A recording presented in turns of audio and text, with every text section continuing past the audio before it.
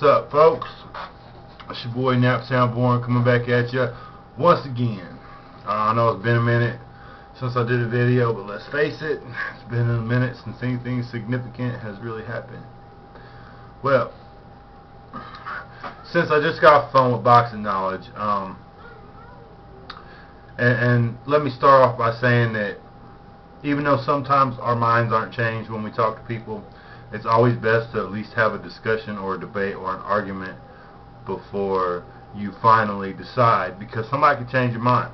Now, he didn't change my mind about the victor, but what it made me realize is Andre Ward and Andre Dirrel are the only two people I can see winning this tournament. Now, I know a lot of people are going to immediately jump up and probably tell me about Froch, Kessler, and Abraham, and remind me that I originally thought Kessler was going to win the Super 6.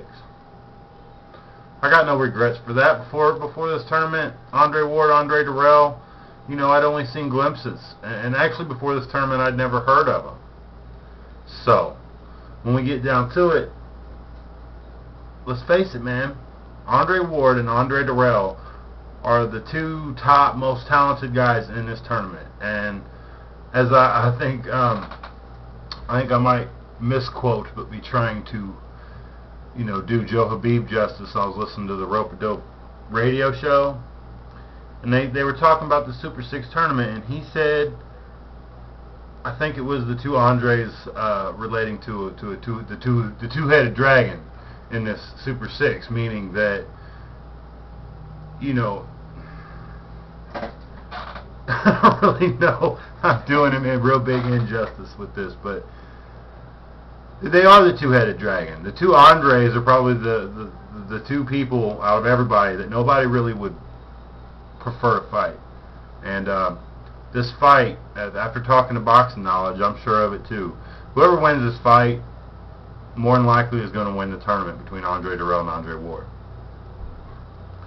Now, looking at this,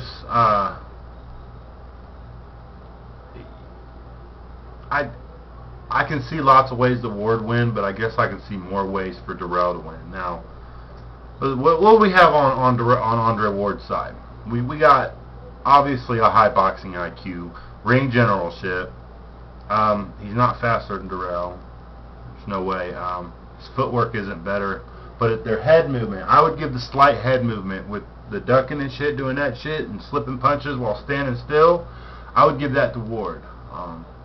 But defensively, as far as his hands up and stuff, I don't think it's there like people think it's there. I think the D for Andre Ward, the defense comes from smothering and using like old veteran tactics, and he is really reminiscent of an older B-Hop, not a younger B-Hop, an older B-Hop who's known the tricks. He like knows things and does things in the ring that you don't normally see from young, newer fighters like that, and it is impressive. But that is his D. I don't think his hands and feet have a lot to do with his defense.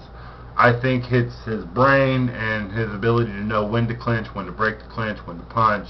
I just think the smothering aspect is mainly Andre Ward's D.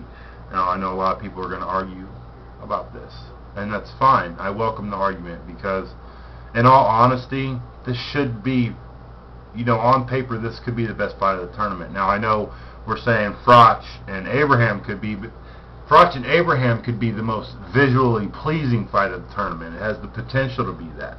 Right now, the most visually pleasing fight that I've seen is Mikkel Kessler versus Carl Froch.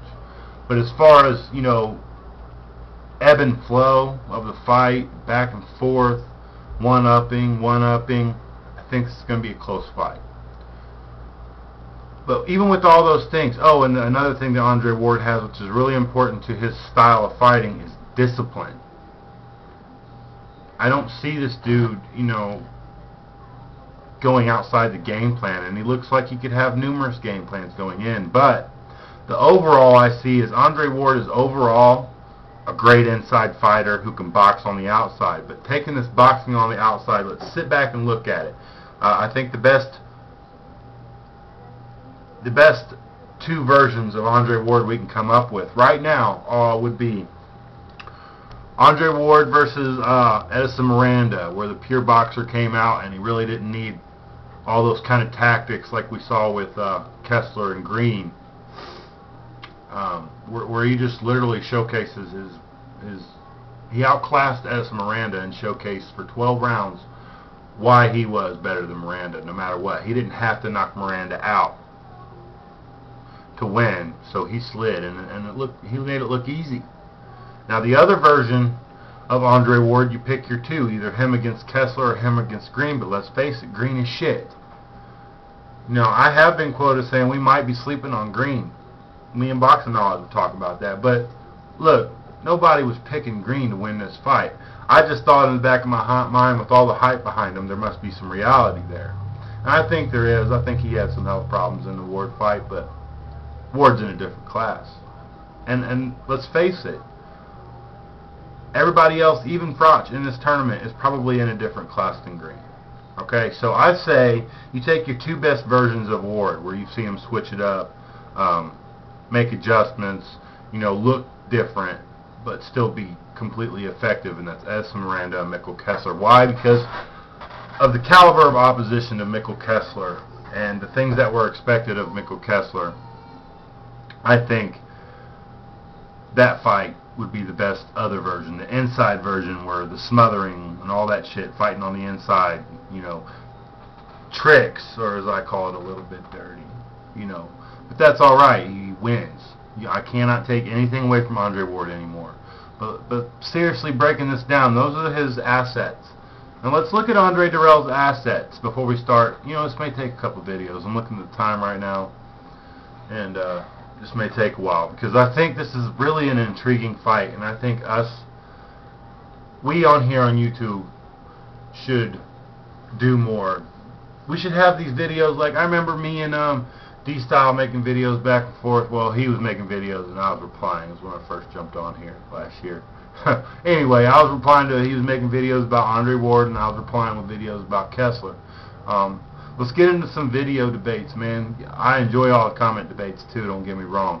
But I want to see different opinions, you know what I mean? I know what a lot of people are going to say about Ward. I know almost everybody will probably pick Ward to win this fight. But I think people are sleeping on Dirrel, because I think Dirrel has speed advantage, power advantage, footwork. His boxing IQ it's obviously not as high as Andre Ward's, but I think his footwork and his hand movement lends for better defense. But what happens is Dirrel makes mistakes. So that's I think on the plus side of it, I think Dirrel can top Ward in any sort of pick a boxing attribute, and I think physical attribute. I think physically Dirrel is the better man. I think he's the more flamboyant. He's going to show more aggression. I just think physically, for 12 rounds, Ward versus Dirrel on paper should favor Dirrel, because he's faster, stronger, quicker on his feet. He has a knack of getting out of trouble. Yes, we've seen him hurt, we've seen him drop, but let's think about the Arthur Abraham drop. Yeah, he looked stunned and hurt, and I think it was a knockdown, because without the punch, I don't think Dirrel would have went down. But they did also, their ankles and feet, were messed up too. So he was also off balance. That's Dirrel's problem, balance. I don't think it's his chin. He also took some monster fucking shots from Abraham, and he took them. And he took some shots from Froch, and he took them. And the guy just keeps getting better and better and better. And while he's getting better, here, before I go any further, let me tell you how a fight I can relate this to possibly being. You've already heard me say that I think Andre Ward is reminiscent of Hopkins a lot. And on the flip side of that, Dirrel reminds me a lot of Roy Jones. Now, back off a little bit. No, they're not the same people, and they have different variables in their fight. But Dirrel is more athletically, more the athlete, athletically gifted and talented in boxing. Natural talent, not worked on skills. Now that's where Andre Ward takes over. Worked on perfected technique. Ward fills that gap. He's got a high boxing IQ, and this is almost exactly how it was. Thinking about, you know, and these guys are early in their careers. They still have a hell of careers ahead of them. Okay, this is really reminiscent to Roy Jones Jr. versus Bernard Hopkins 1. Okay, you know what I mean? Where you got the technically superior, smarter guy against the more gifted, athletic guy. And I think it can be just that close. But I think Dirrel pulls this off. Anyway, my time's almost up. I'll make another video. This is NaptownBorn. Get ready for part deuce. Deuce.